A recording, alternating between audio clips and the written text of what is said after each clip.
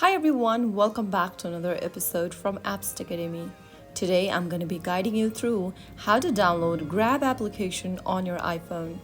To download and install Grab application on your iPhone for booking rides, ordering food, and making digital payments, launch open your App Store first. And then, in the search box, type in Grab. Look for this Grab taxi ride food delivery application and tap on the Get or the download button to start downloading the app on your device. If authenticated, use your Face ID, Touch ID, or your Apple ID password to confirm the download and wait for the app to install completely.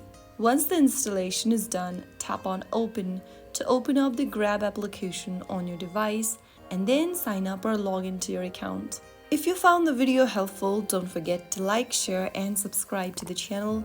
I'll see you in the next episode. Thank you for watching.